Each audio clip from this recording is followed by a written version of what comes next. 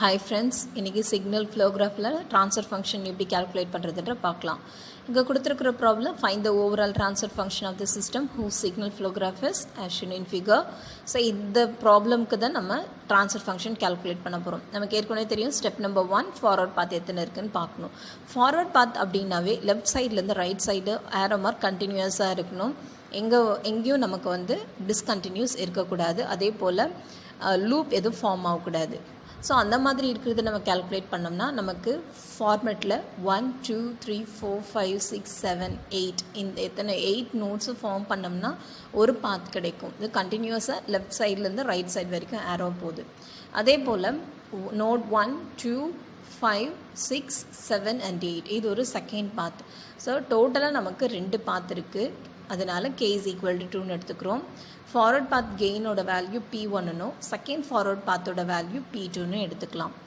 இப்போ first forward பாத் 1 2 3 4 5 6 7 8 இந்த நோடை நம்ம ஃபார்ம் பண்ணோம்னா ஒரு பாத் கிடைச்சிது. இதோட weightage 1 G1 G2 G3 G4 G5 G1ன்னு கிடச்சிருக்கு. இப்போ நம்ம கெயின் கால்குலேட் பண்ணோம்னா இது ஃபுல்லாகவே நம்ம அப்படியே மல்டிப்ளை பண்ணி எழுதிக்கலாம். அப்போ கெயின் ஆஃப் ஃபஸ்ட்டு பாத் வந்து P1ன்னு எடுத்திருக்கோம். அதோட வேல்யூ மல்டிப்ளை பண்ணோம்னா G1 G2 G3 G4 G5ன்னு கிடைக்கும். இது P1ஓட வேல்யூ. நெக்ஸ்ட்டு ஃபார்வர்ட் பாத் நோட் 1 2 3 4 வராது. இது 2லேருந்து அப்படியே 5க்கு ஃபார்வர்ட் பாத்தில் தான் இருக்குது. 5 6 7 8 இந்த நோட் ஃபுல்லாத்தையும் ஃபார்ம் பண்ணோம்னா லெஃப்ட் சைட்லேருந்து ரைட் சைடில் எந்த ஒரு டிஸ்கண்டினியூஸும் இல்லாமல் கண்டினியூஸாக போயிட்டுருக்கிறதுனால இது ஒரு பாத்தை எடுத்துக்கலாம். இதோட வெயிட்டேஜ் வந்து பார்த்திங்கன்னா 1 2க்கு weightage 1 2க்கும் 5க்கும் weightage G6 5 6 G4 6 7க்கு G5 7 8க்கு 1 இது ஃபுல்லாகவே நம்ம மல்டிப்ளை பண்ணோம்னா கெயின் ஆஃப் செகண்ட் பாத் அது P2ன்னு எடுத்துக்கிறோம். அப்போ P2ஓட value G4 G5 G6. Step number 2 individual loop gains calculate பண்ணணும். இண்டிவிஜுவல் லூப் கெயினில் நமக்கு ஒவ்வொரு வேல்யூம் மொத்தம் 3 இண்டிவிஜுவல் லூப்ஸ் இருக்குது. ஒவ்வொரு லூப்பையும் நம்ம P11 P21 P31 நேம் கொடுக்கணும். ஃபஸ்ட்டு லூப்பை P1ன்னு எடுத்துக்கிறோம். இப்போ அந்த 3லேயும் 4லேயும் வந்து பார்த்திங்கன்னா இது ஒரு லூப்பாக ஃபார்ம் ஆகுது. 3லேருந்து 4க்கு வந்து அகெயின் 3க்கு வருது. ஸோ இதோட வெயிட்டேஜ் வந்து பார்த்திங்கன்னா 3லேருந்து 4க்கு G2 இந்த சைட்லேருந்து வந்து பார்த்திங்கன்னா -H1 இருக்குது. அப்போ P11ன்றது ரெண்டுத்தையும் மல்டிப்ளை பண்ணோம்னா -G2 H1 கிடைக்கும். நெக்ஸ்ட்டு லூப் P21 கால்குலேட் பண்ணணும். P21 லூப் வந்து பார்த்திங்கன்னா 3 4 5 ஸோ இது மூணுத்தையும் நம்ம ஃபார்ம் பண்ணோம்னா ஒரு லூப்பாக ஃபார்ம் ஆகுது. 3 to 4க்கு G2 4 to 5 G3 5 to 3 வந்து அகெயின் -H1. ஸோ இதோட கெயின் நம்ம கால்குலேட் பண்ணோம்னா மூணுத்தையும் மல்டிப்ளை பண்ணணும். G2 G3 into -H2. So அப்போ P21ஓட வேல்யூ -G2 G3 H2ன்னு கிடைக்கும். அதே போல் லூப் 3 கால்குலேட் பண்ணோம். லூப் 3க்கு நமக்கு நேம் ஏற்கனவே வச்சுருக்கோம் P31ன்னு வச்சுருக்கோம். 6 7 இது வந்து பார்த்திங்கன்னா ஒரு லூப்பாக ஃபார்ம் ஆகுது. அதனால் இது ரெண்டுத்தையும் மல்டிப்ளை பண்ணி P31 is equal to -G5 H3ன்னு எழுதியிருக்கோம். இது loop gain of your individual loop 3 third லூப்போட இண்டிவிஜுவல் கெயின் தான் இது. ஸ்டெப் நம்பர் 3ல் கெயின் ப்ராடக்ட்ஸ் ஆஃப் 2 நான் டச்சிங் லூப்ஸ் கால்குலேட் பண்ணணும். அதாவது நமக்கு இண்டிவிஜுவல் லூப்ஸ் கிடச்சிருக்கும். இந்த இண்டிவிஜுவல் லூப்பில் எதுவுமே டச் ஆகாமல் 2 லோடு டச் ஆகாமல் இருக்குது, 2 லூப் டச் ஆகாமல் இருக்குது அப்படின்னா அதை நான் டச்சிங் லூப்புன்னு சொல்லலாம்.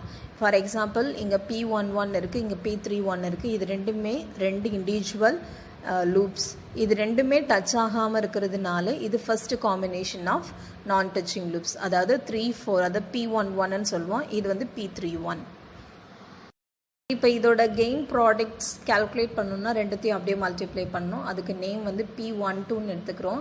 இது ஏற்கனவே தெரியும். இது P11ஓட வேல்யூ, இது P31ஓட வேல்யூ. ரெண்டுத்தையும் மல்டிப்ளை பண்ணோம்னா இது மைனஸ், இதுவும் மைனஸ் இன்ட்டு மைனஸ் ப்ளஸ் ஆகிடும்.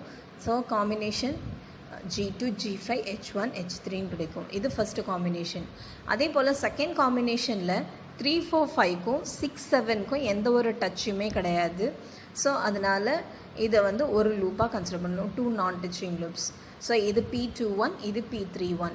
இப்போ இதோட ப்ராடக்ட் வேல்யூ நம்ம கால்குலேட் பண்ணோம்னா P21ஐயும் P31ஐயும் ரெண்டுத்தையும் மல்டிப்ளை பண்ணிக்கணும். இதுக்கு நேம் P22 நேம் கொடுக்குறேன். அப்போ P21ஓட value -G2 G3 H2 P3 ஒன்னோட வேல்யூ மைனஸ் G5H3. இப்போ மல்டிப்ளை பண்ணோம்னா மைனஸ் இன்ட்டு மைனஸ் ப்ளஸ் ஆகிடும். ஸோ P22ஓட value G2 G3 G5 H2 H3ன்னு கிடைக்கும். நெக்ஸ்ட்டு ஸ்டெப் நம்பர் ஃபோர் டெல்லோட value del K value calculate பண்ணணும்.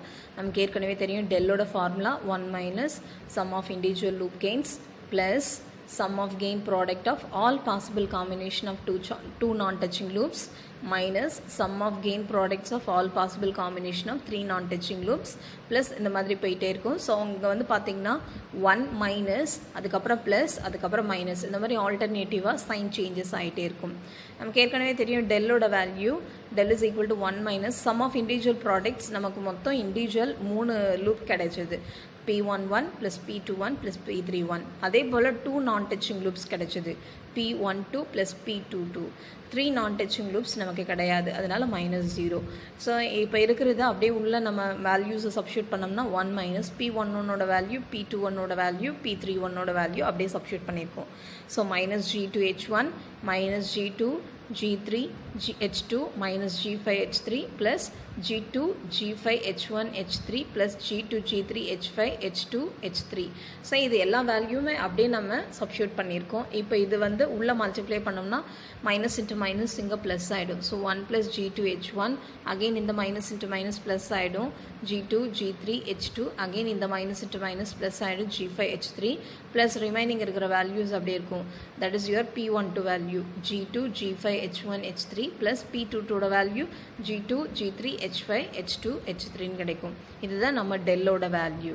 நெக்ஸ்ட் நம்ம என்ன கேல்குலேட் பண்ணோம்னா டெல் கே கேல்குலேட் பண்ணோம். நமக்கு ஏற்கனவே தெரியும் K இஸ் ஈக்குவல் டு 2, அதனால del 1 value into del 2 value ரெண்டுத்தையும் இப்போ நம்ம கேல்குலேட் பண்ணணும். டெல் 1ஓட வேல்யூ எப்படி கேல்குலேட் பண்ணணும்னா 1 மைனஸ் நம்ம கேல்குலேட் பண்ண இண்டிவிஜுவல் லூப்பில், அதாவது P11 அந்த இண்டிவிஜுவல் லூப்பில் எது ஃபஸ்ட்டு ஃபார்வர்ட் பாத்தில் இல்லாமல் இருக்கோ அந்த வேல்யூ அப்படியே எடுத்து எழுதணும். ஸோ இங்கே ஃபஸ்ட்டு ஃபார்வர்ட் பாத்தில் எல்லா டேர்மே இன்க்ளூட் ஆகிருக்கிறதுனால நமக்கு வேல்யூ எதுவுமே இல்லை. So 1 minus 0. ஸோ டெல் 1ஓட வேல்யூ 1ன்னு கிடைக்கும். இதே போல் தான் டெல் 2வும் கேல்குலேட் பண்ணுவோம். டெல் 2வும் 1 மைனஸ் செகண்ட் ஃபார்வர்ட் பாத்தில் எந்த டேர்ம் இல்லாமல் இருக்குதுன்னு செக் பண்ணணும். நமக்கு அந்த P11என்ற இண்டிவிஜுவல் லூப்பை அதில் இல்லாமல் இருக்குது, அதனால 1 மைனஸ் அந்த individual loop. So 1 minus of P11ஓட value minus G2H1. So minus into minus plus ஆகிடும். இப்போ டெல் 2ஓட வேல்யூ 1 ப்ளஸ் G2H1ன்னு கிடைக்கும். Step number 5 transfer function calculate பண்ணணும். நமக்கு ஏற்கனவே தெரியும் ட்ரான்ஸ்ஃபர் ஃபங்க்ஷன் கேல்குலேட் பண்ணணும்னா மாஸ் அண்ட் கெயின் ஃபார்முலா தெரியணும். T is equal to 1 by del summation K into PK del K. Kவோட வேல்யூ 2ன்னு தெரியும். அப்போ இது எக்ஸ்பேண்ட் பண்ணோம்னா 1 by del P1 del 1 plus P2 del 2ன்னு கிடைக்கும். 1 டிவைடட் பை டெல், அங்கே டெல்லோட வேல்யூ ஃபுல்லாக ஓவராலாக அப்படியே எழுதிட்டோம். P1ஓட value G1 G2 G3 G4 G5 into del 1ஓட வேல்யூ 1 ப்ளஸ் P2ஓட value G4 G5 G5 into del 2ஓட value 1 plus G2 H1. So இதை சிம்பிளிஃபை பண்ணோம்னா நியூமரேட்டரில் G1 G2 G3 G4 G5 plus G4 G5 G6 plus G2 G5 G5 G6 H1 the whole thing divided by 1 plus G2 H1 plus G2 G3 H2 plus G5 H3 plus G2 H5 H1 H3 plus G2 G3 G5 H2 H3 கிடைக்கும். This is our final expression. Thank you.